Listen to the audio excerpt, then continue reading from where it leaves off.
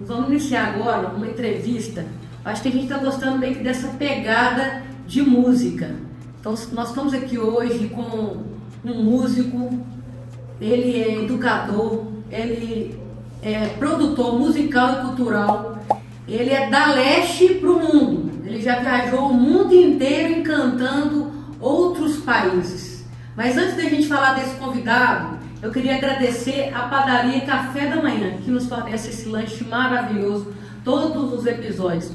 Sem mais delongas, vamos começar a nossa entrevista do nosso próximo episódio, que a gente vai falar de quê? De música, com o nosso músico Luiz Paulo. Seja muito bem-vindo. Muito obrigado pelo convite, em primeiro lugar. Muito obrigado pelo convite, o Podcast DH. Eu achei uma iniciativa fantástica, porque eu acho que a nossa região como um todo ela é um celeiro de talentos, né? Sim. Um celeiro de talentos. Daqui de Minas sai muita coisa muito boa, né? Muitos músicos, cantores, Exatamente. Nós somos donos do Clube da Esquina. O Clube da Esquina, o samba, sim, né? O samba, expoentes da década de 80, 90, que hoje tem um reconhecimento bom, tanto aqui no estado quanto fora, né? Intermunicipal também, né? Assim, nacional, eu diria, né?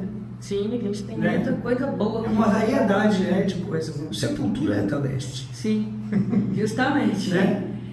Dizem que alguns do Skank também, se eu não me engano, também tinha na banda do Jota Quest também, gente daqui da leste. Né? Então isso é interessante, eu achei muito interessante a iniciativa. Muito válida, muito para vocês estão de parabéns. Muito obrigada. E aí a gente agora vai fazer uma prosa boa, uma prosa.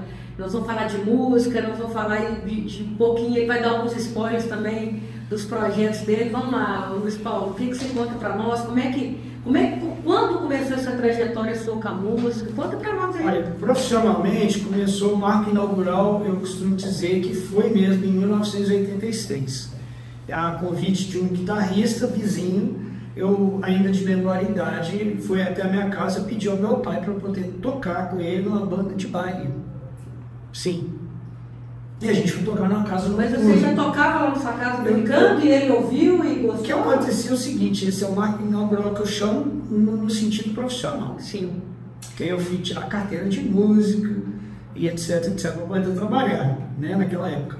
Mas quando eu comecei mesmo, a bateria começou lá para os 12, 13 anos, né? Meus irmãos me levaram para o estúdio bemol e eu conheci a bateria lá, aí me apaixonei pelo instrumento, vi meu outro irmão Marcos Vinícius tocando, né? Ele não era baterista, mas ele tinha uma noção tocando, eu me interessei, sempre no instrumento, e ali eu já estava participando até de algumas gravações não profissionais.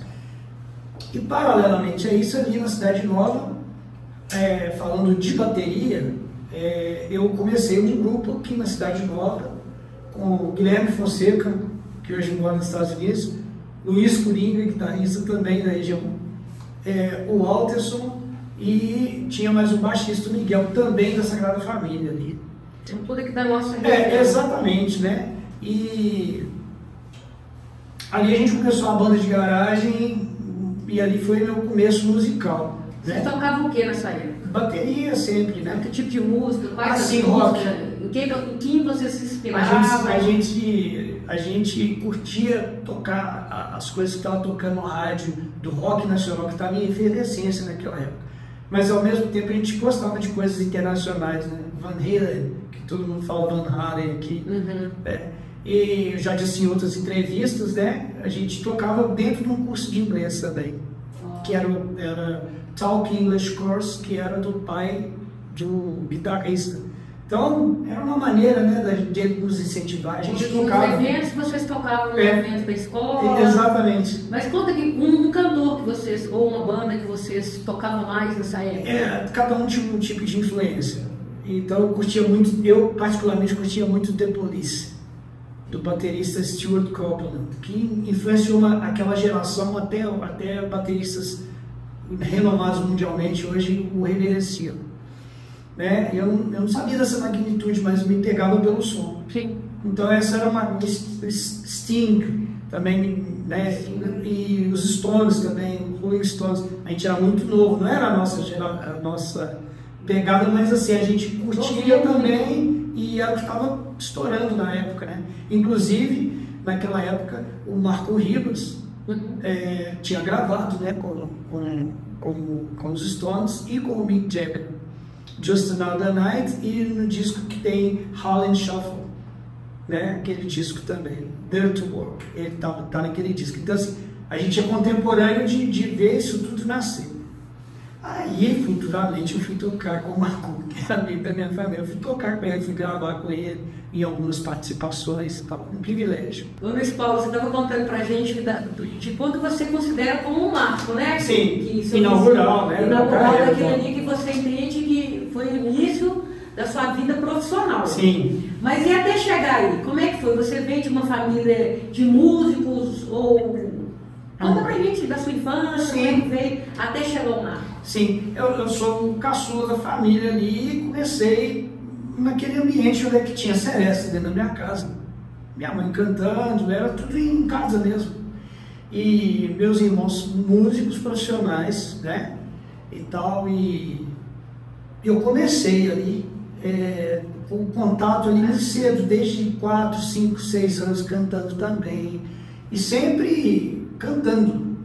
E cantando. Seu pai também cantava? Meu pai cantava só dentro de casa. Meu pai cantava dentro de casa. Meu pai é filho do maestro Caetano Avelino Ramos, que foi o precursor da Orquestra Santa Cecília, quer dizer, Corporação Musical Santa Cecília, em Passagem de Mariana, Ouro Preto e Mariana, ali nos anos 30, ali, né?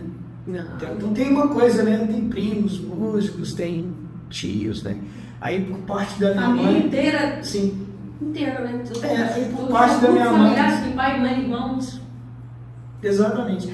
Por parte da minha mãe, tem o Valdir Silva, que o saudoso Valdir Silva do Chorinho, do Minas ao Luar, né? Para dar uma referência aos telespectadores, internautas, o Valdir Silva é o primo da minha mãe. Então tem a coisa do chorinho na minha família também. Essa coisa do sopro através do meu avô, do samba através dos meus irmãos, né? E eu era ali, quando adolescente, então eu era o quê? Era o roqueiro da família, porque a bateria, primeira referência foi o rock.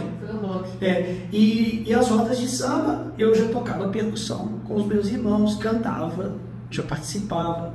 Seus irmãos estão em qual estilo musical hoje ou não?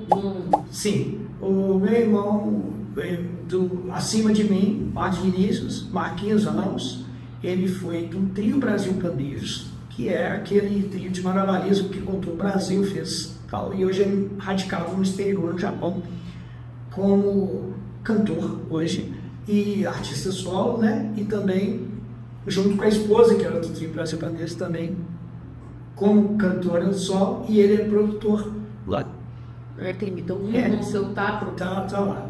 O outro irmão mais velho é compositor, chama-se Serginho BH. Ele detém vários hits com nomes nacionais do samba. A bandeira dele é o samba, o carnaval. Ele é o mais velho. E, no meu caso, a bateria ela me abriu de um horizonte muito grande, porque eu aprendi a tocar vários estilos, e tocar com várias pessoas, né? Enfim, foi muito bom. Isso facilitou, talvez, você iniciar, talvez, nos bares, né? Porque sim, o bar exige um pouco disso, né? O baile e o bar exigem, né? Hoje até que você toca um estilo só, mas antigamente a gente ia para estar... Estilos variados, né? E aí foi quando você iniciou na questão dos bares ou... Sim. E bikes também? E aí, o que aconteceu? Aí eu comecei a tocar... Vou até lembrar que até a região não foi bem na região central de BH inteira. Eu fui tocar bar lá naquela região de indo para Contagem, Barreira, Eldorado. Sim. Eu fui tocar ali naquela região. Nunca aqui para cá? Porque também não, começou. Tem essa tradição, né? Então, começou lá e depois fui ficando conhecido, né? Porque é uma coisa que você vai eles vão chamando, né? Sim, você começa a tocar em várias bandas, porque você era o baterista, né? É o baterista. E aí você novinho demais tocando, aí o pessoal pega, poxa, vamos chamar. Era mais ou menos assim. E aí você começou também a tocar com pessoas de renome, né? Conhecidos nacionalmente, até internacionalmente. Sim. E como é que foi essa mudança para esse profissionalismo e até você fazer suas turnês? Porque você é pro mundo, né? Você fez em vários países. Olha, começou, eu tenho eterna gratidão, porque começou assim, meus irmãos tiveram a oportunidade de ir primeiro ao Japão, depois eu tive o convite de ir ao Japão com um espetáculo cênico musical. Então eu tive que ensaiar para tocar em cima de coreografias, né? O baterista que mais sideman, que eles chamam, né? Para acompanhar. E nesses intervalos de um número para o outro, tinha que cantar, tocar, jogar capoeira. Sim, eu tenho uma iniciação, né, na capoeira quando eu era menino. E tinha que tocar mais de um instrumento, tocar percussão, tocar bateria. Em alguns momentos tinha que tocar violão. Meu instrumento da adolescência também, o violão, né? E eu tive que me virar lá também. Então, assim, aí foi mais uma coisa que eu aprendi a fazer, né? Que o exterior me cobrou, né? Quando eu fui. Eu não sabia que era assim. Tá? Eu aprendi na prática. E no Japão a gente esbarra muito na língua, né? Seu irmão já estava lá, mas como é que foi você se adaptar? Fazer isso tudo e aprender uma nova língua, né? Um novo idioma. Exatamente. Quando chegamos lá, todo mundo ganhou um livro azul e tinha que estudar, porque não tinha brasileiro. 1989. Vocês estavam desbravando aí. O fenômeno dos decassex começou, acho que em 91, 92. Quando cheguei lá, poxa, eu escutava até corrida de cavalo na rádio, em japonês, eu fiquei louco. Falei, o que é isso? Não entendo nada. Muito rápido. E, bom, deram pra gente um livro, assim, nos alfabetizando. Então, assim, né, precisava ter dedicação. Sim. E não tinha muito brasileiro. Então a gente tinha muito contato com o japonês mesmo. O que facilita, né? Aí ajudou. Porque às vezes a gente vai para outro país, mas tem uma comunidade muito grande de brasileiros e a gente acha que vai chegar lá e aprender outra língua, acaba se acomodando e todo mundo falando português e não aprendendo. Aí depois, em outras oportunidades indo para lá, já estava com muito brasileiro. Recentemente, de 2002 a 2008, que foi o período que depois eu voltei e fiz longas temporadas, né? Que tipo de música você tocava lá? Música brasileira. Mas qual estilo? Todos os estilos. E nessas últimas temporadas de 2002 a 2008, a gente também tocávamos músicas internacionais, porque o mundo globalizou-se, né? Também, mas não é uma coisa temática exclusiva mais. Então, aquela coisa do começo do show cênico musical mostrando a cultura brasileira, o café, a capoeira, o carnaval, o samba, isso foi mudando com o tempo no Japão. E além do idioma, quais outras dificuldades vocês tiveram? Porque assim, a questão até da alimentação, né? É bem diferente. Teve adaptações, né? Com a alimentação. Foi fácil? Porque tem gente que se adapta fácil. Foi diferente. E aí aconteceu que a gente teve que ir se adaptando. E aí que eu digo, aí é o enriquecimento cultural também. Claro. Né? Mas outra, né? E tem um episódio que ocorreu em 2002, que a gente foi para um restaurante tradicional japonês. Serviram tantas porções pequenas de coisas diferentes e a gente não podia rejeitar, porque eu não queria mais, mas não era desfeita. Aí provava um pouquinho. Você que é mineiro tá fácil, né? Que é mineiro para fazer isso aí. Exatamente. DNA fala alto, DNA fala mais alto. Como bom mineiro, você não decepcionou os japoneses. Né? E aí de lá você fez essa turnê, voltou para o Brasil e como é que foi? Estados Unidos, Europa? E aí já vou pular para a parte da Europa, porque os Estados Unidos foi assim, nesses intervalos, né? E nos Estados Unidos tem muito brasileiro. Sim, uma banda, era uma banda formada que foi fazer essas turnês. Sim, aí a agência nos contratava, né? Então, qual que era o nome da banda, né? Olha, a gente sempre tinha que criar nomes, Ah, né? entendi. Vocês juntavam, faziam... Porque essas coisas acontecem, né? Então a gente criava... Preciso de uma banda que toca esses estilos. Aí Exatamente. E aí... se reuniam, quem tinha esse potencial, ia fazer. Exatamente. E tem uma outra coisa interessante também. Isso também é uma coisa que enriquece também do que você... É tipo Big Brother, vai morar junto, vai tocar junto com quem você nunca tocou, gente de outros estados, só eu de mineiro, toda a vida faz assim.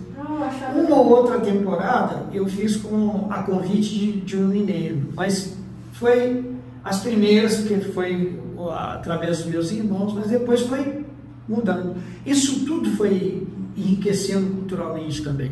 A gente precisa ter gratidão, né? Porque com músicos fantásticos, músicos com outro background, outra visão. Outra vivência também, né? Você vai agregando e vai também levando a sua experiência para ele. Exato, e pouca gente sabe, por exemplo, aqui nós temos uma peculiaridade aqui na harmonia nossa, que oriunda do Clube da Esquina, até a maneira de se tocar o samba, de se tocar rock, de se tocar outros estilos.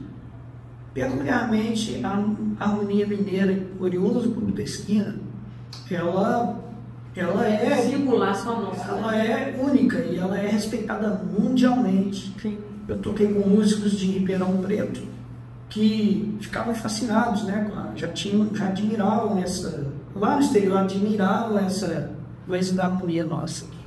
Aí eu falei, então, pegar o telefone, eu peguei o Tony Horta daqui. Tony, tem um fã seu aqui, então toca comigo. Aí pegou e falou com ele. Fez esse intercâmbio, né? Eu também tive a oportunidade de tocar com o Toninho, outra aqui. Então. E Belo Horizonte é novo, né? Todos se conhecem, todos se encontram, isso é bom. Você tem, na música. Viagem, deve ter muito causos aí, né? Conta pra gente aí, ao longo dessas viagens. Tem um caos engraçadíssimo. Meu Deus. De escutar os micos também, né? Então, não é passar bonitinho, não. Morávamos em Nagoya. E aí só eu falava o idioma japonês, isso em 2006, 2007, por aí.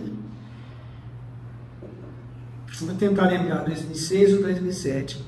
E esse apartamento, ele fica do lado do Nagoya Sports Center, que é um treinamento de gelo, daquela corrida de gelo, daquelas competições de gelo que ficavam do lado. E aí a gente estava na transição, né? As estações são diferentes, né? E o nosso quarto estava naquela transição nós estávamos naquela transição de temperatura brasileira e tal, né? Frio. Aí tem os terremotos lá, né? Então prepara que já vem. O sistema ali Aí, bom, eu estava dormindo sonolento, desse jeito aqui, ó. Eu estou escutando um barulho, tudo balançando e eu assim. Aí o que aconteceu? Eu pensei, eu não queria acordar, eu falei assim, isso vou acabar com esse vizinho, ele está fazendo muito barulho. Fiquei lá, só que o barulho começou a aumentar. Fiquei incomodado e levantei. Quando eu levantei, as luzes balançando, tudo balançando e tal. Eu ainda estava com muito sono, eu fiquei. Sem saber, né? Mas é o certo. Estou sonhando. Mas é o certo. Realidade. Se eu levantar, você vai não foi numa escala muito alta, da escala a gente não, né? Não foi numa escala muito grande, mas os dois calouros desceram, nem bateram na minha porta de desespero, primeira vez que eles foram, né? Nossa, que passada. Desceram, nem me acordaram, nem nada. Desceram e eles fizeram o seguinte, pegaram o elevador. A última coisa que pode fazer é pegar o elevador. E desesperado, aí eles apareceram de cueca. A decepção que já dava pra rua. Aí eu peguei de si, né? Passei um tempo, falei, quando eu chego pra lá, um monte de japonês perguntando, o que é isso, né? Destinha terremoto. Aí eu, segurando, né? Eu tava rindo demais, eu tava rindo muito dos dois, da cena, né? Dos dois. E os japoneses começaram a rir também. Então essa aí ficou inesquecível. Isso aconteceu de dia, chegou à noite, o comentário já tinha chegado lá, né? Já espalhou, né? Não, chegava lá onde é que a gente toca, porque onde é que a gente tocava. Ele era mais ou menos assim, já chegava a notícia lá. E essa turnê da Europa? Europa. O que você mais, assim, de tudo, né? O que você gostou? Como é que foi a barreira linguística, de idioma, de cultura? Porque você não ia um dia e voltava, você ficou bastante tempo indo e vindo, né? Eu tenho muita gratidão de ter ido lá. Primeiro foi no festival com a banda Bering Brown, um trabalho que eu fiz parte, desde a formação inicial. Então assim, foi um trabalho muito relevante, muito legal. Eu tenho muita gratidão de ter participado desse projeto. E a gente foi para o Black Atlantic Festival, primeira vez, em Berlim, na Alemanha. E a partir daí a gente fechou uma segunda turnê. Aí a primeira vez foi para esse festival, ano seguinte já para uma turnê. E aí, a partir daí, fechou turnês maiores. Então, assim, 40 cidades na Alemanha, Áustria, Suíça e de diversos outros países, né? O Bering Brown começou a ficar relevante nesse eixo. E o fato do idioma, né? Aí eu pego lá do curso de inglês lá de trás da adolescência que me ajudou, porque eu que era o intérprete. E o stage manager, né? Que ficava ajudando no palco a fazer tudo. E junto ali da turnê, pegando o ônibus, tinha cama no ônibus, né? Essa é uma vida da estrada, é assim. O ônibus com cama, com banheiro, a comida se prepara ali, né? E às vezes se come no camarim, né? E até mesmo para dormir, e tomar café pela manhã, sai outro show, né? É uma coisa até legal para a gente compartilhar com os músicos, né? No final, assim, eu posso contar assim, o resumo disso tudo, como é que a gente... Que une muito, né? As dificuldades que tem também. Tem a parte boa, obviamente, mas também tem os desafios, né? De uma viagem. E dessa época você só era um músico, né? Só tocava bateria. E quando é que veio essa questão de ser também produtor? Sim, aí era já essa época que você tocava e produzia ou só tocava? Timidamente, né? Produzia timidamente. Eu tenho irmãos assim que já faziam esse trabalho com publicidade, com discos de outros artistas produzindo e tal. Eu tenho isso lá em casa, né? Tinha até um estúdio lá do meu irmão. E eu tive a oportunidade em 97 de produzir uma banda gospel no estúdio Getsemane. E eu produzi, foi minha primeira experiência, eu produzi o disco todo. Então assim ficou, a partir daí não deu sequência, ficou um hiato, porque você precisa ter nome, né, para assim, firmar-se como produtor. Agora com 38 anos de carreira, hoje já sou requisitado para produzir outros artistas. Daqui tem um intercâmbio do Japão para cá, que eu produzo. De lá para cá você faz a produção. Produção aqui, volta para lá. E o seu irmão que toma conta lá? Isso. Então você faz essa parceria com o seu irmão. Tem essa parceria. E artistas novos, locais também têm produzido também. Recentemente. Você produz bandas ou solo? Banda e solo, né? Mais nessa área musical mesmo. Exatamente. Aí você acaba que faz a direção musical também, né? Acaba que você entra com algum arranjo, mas a função do produtor é extrair o que o artista tem de melhor. Essa é a magia do produtor. Você conseguir chegar ali e puxar aquilo que ele tem de melhor. Você motiva, né? Exatamente. Tem que ter sensibilidade. E é muito relativo você falar assim, tem que ter bom gosto, porque o gosto é muito... Eu falo o gosto que eu falo variado, né? de ter uma sensibilidade de exatamente. Tirar daquilo que é bom. Exatamente. Né?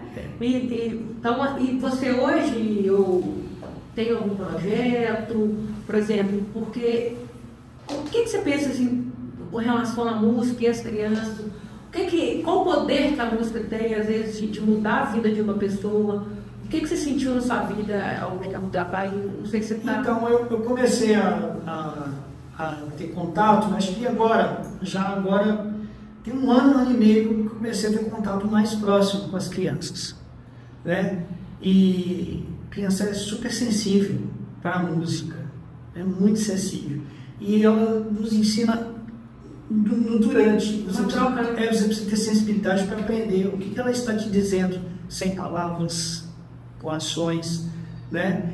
E buscar se especializar, né? Também, assim, eu tenho tentado. Precisamos todos, né, com música. É um desafio. Você tem uma expertise. É um desafio. Até de você também tem um método que é seu, né? De te ensinar. Exatamente. E Conta aí, pra gente um pouco desse método, assim, desse projeto, como é que funciona. como aconteceu, né?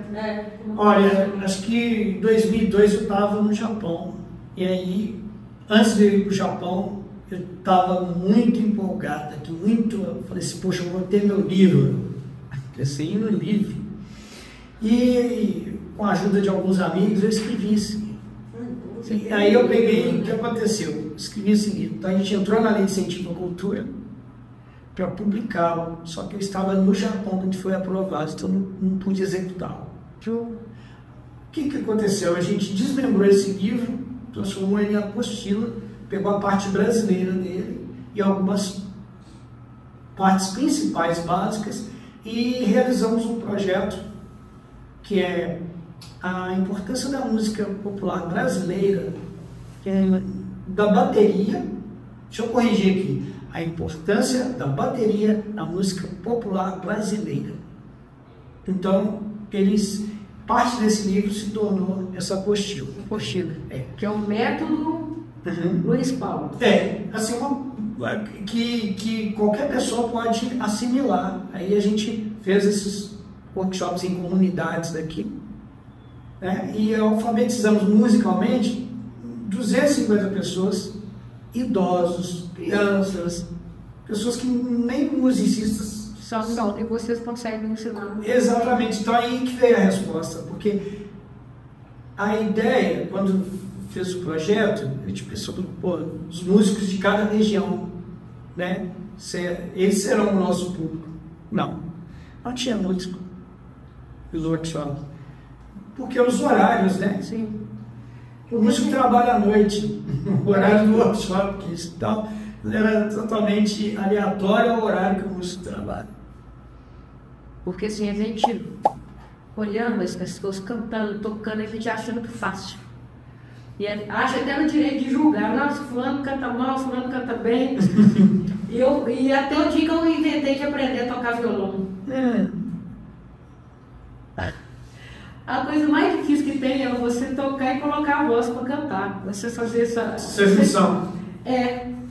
Nossa, demorei séculos para conseguir fazer isso. Então, eu vou dar uma dica aqui. Então, assim, você está falando desse método e de ensinar quem às vezes não tem tanto talento assim, ou acha que não tem. Eu vou dar uma spoiler, né? Uma dica aqui, né? É um spoiler para quem quer aprender, para não desistir. Eu tive a oportunidade de trabalhar com o nosso amigo aqui, né? O João. Então, o que aconteceu? Ele também me indicou alguns alunos, na época a gente, né, trabalhava em parceria. As pessoas têm muita dificuldade em dedilhar o violão.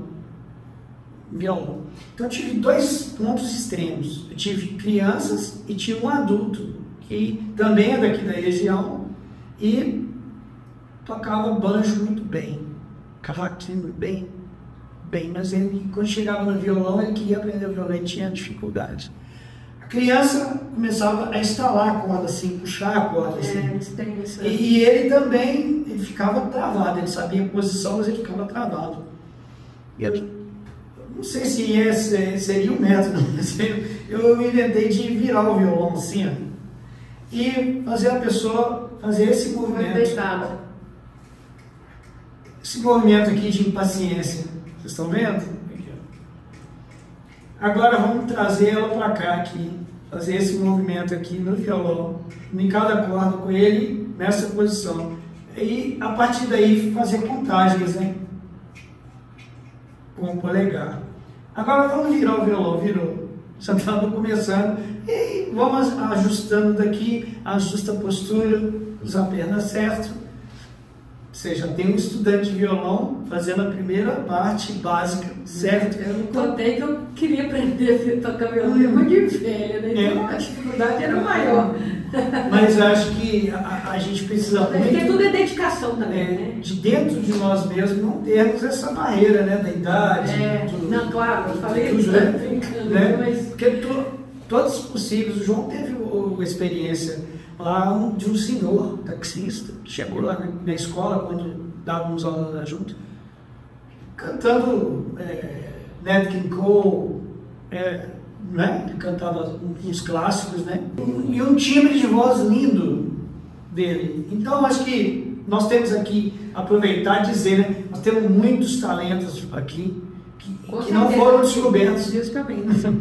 E quando você trabalha com criança, tem alguma coisa assim que te toca ali, que te faz querer ensinar mais e mais? Eu me vejo. Porque eu acho que a música, assim como qualquer outra coisa... Até me emociono quando eu falo, eu me vejo, porque eu comecei a ter algumas fotos, algumas imagens, assim, eu lembro que a música, a música ela mexia comigo, que eu usava o imaginário. Quando eu tinha meus 4, 5 anos, eu pegava uma mesa dessas de vaso e ligava o rádio, era o que tinha na época, e eu assim, ó, eu achava que ela era um pianista, eu cantava a música do rádio, e assim, mas sério mesmo que eu estava ali, aquele ali era um instrumento, né? Isso é muito legal, você projetava já, a música ela já mexia comigo nessa idade.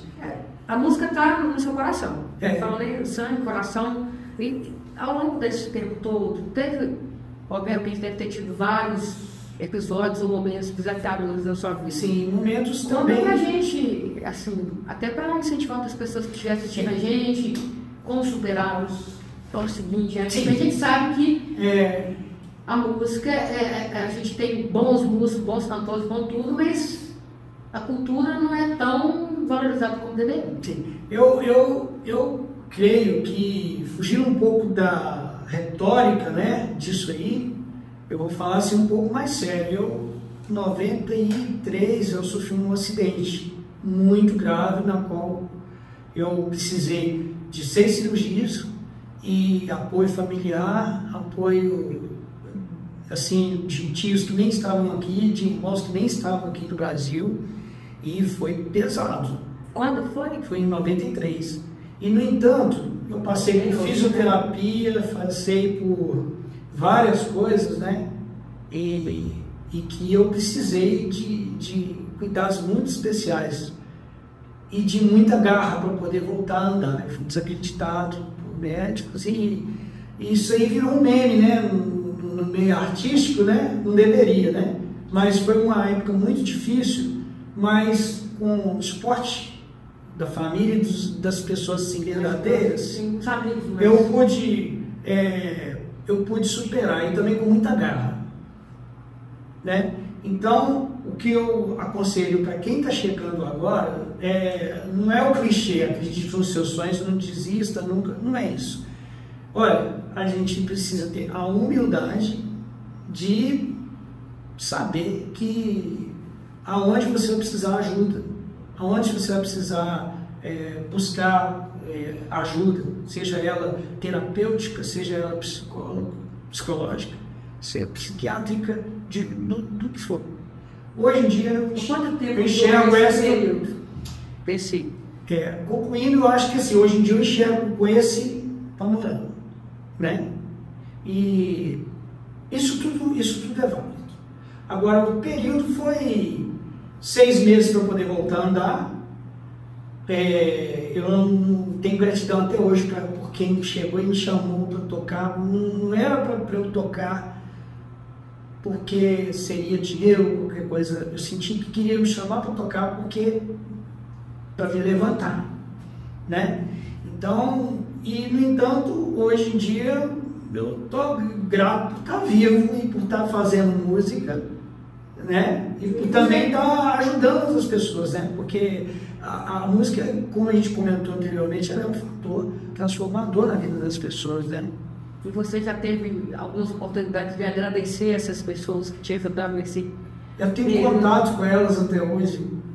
Tenho contato com elas. Eu ia falar pra você dar um recadinho para eles, mandar um abraço, um beijo. Pois é, você tá aqui, graças. Vocês sabem quem são, né? Vocês sabem quem são, né? Então, e não foram poucos não, tá? Então, minha eterna gratidão a todos vocês, até os que não estão aqui mais.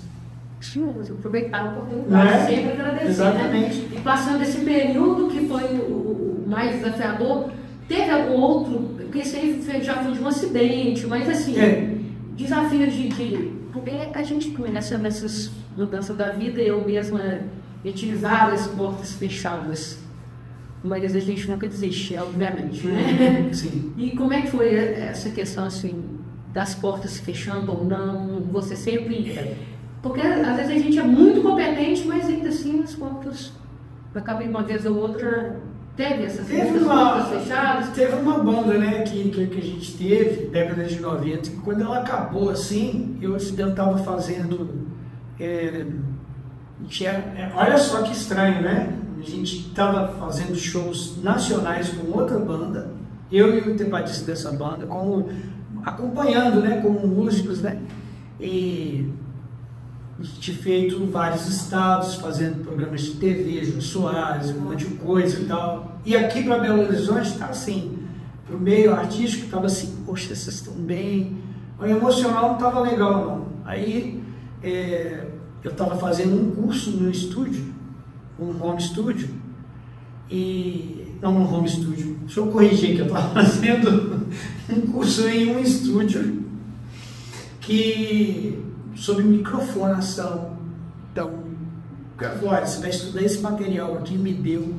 Aí na época eu comprei um vídeo para poder assistir VHS, para fazer esse curso, fui fazendo, e você vem aqui o estágio e tal.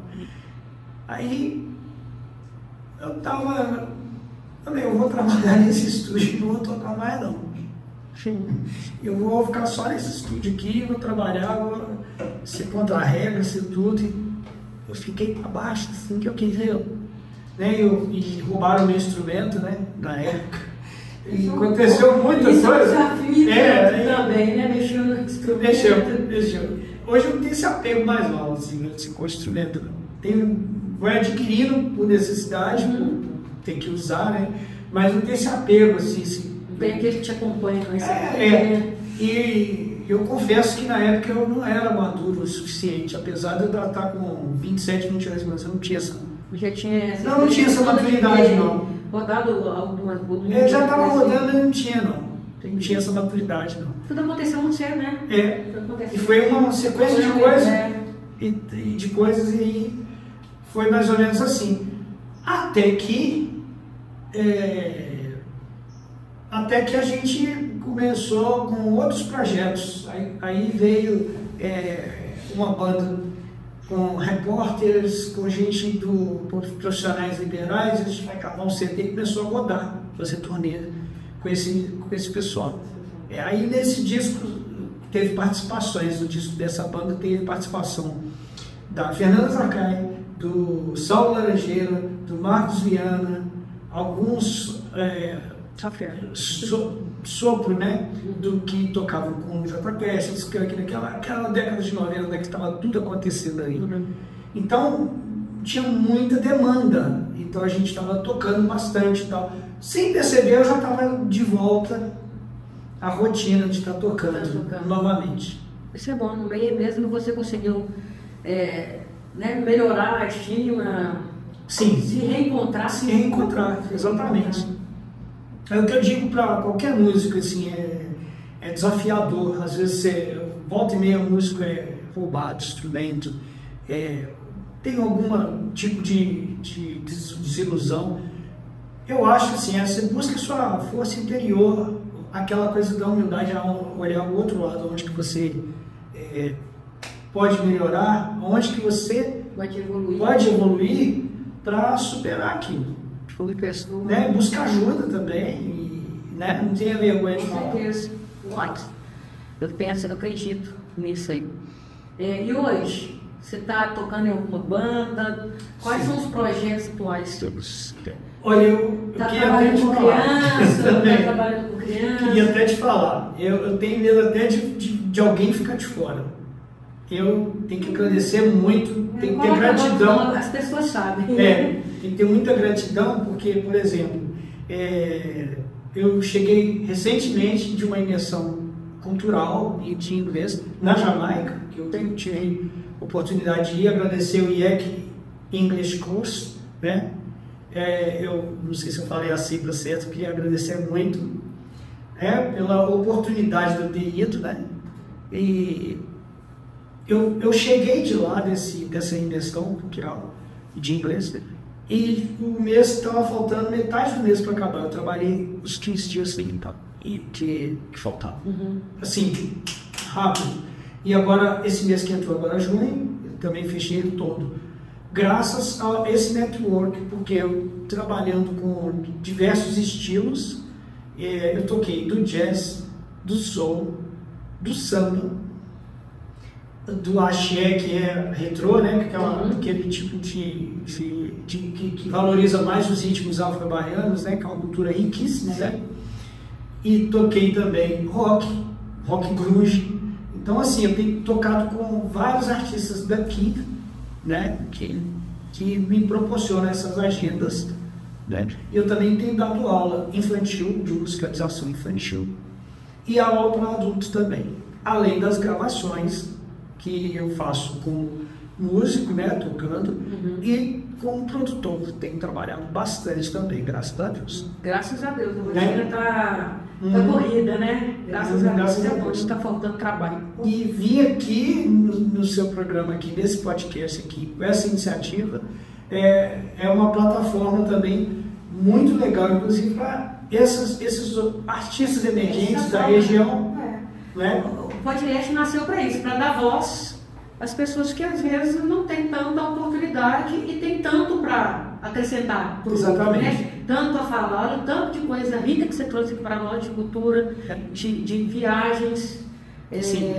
Pena que está acabando o nosso horário, mas não vai faltar outras oportunidades, porque eu sei que você está com os projetos novos que a gente não vai dar spoiler aqui agora, mas você vai voltar para contar desses projetos para nós. Sim. Você quer deixar algum recadinho? Quer falar mais alguma coisa? Sim. Quer falar? Fala aí.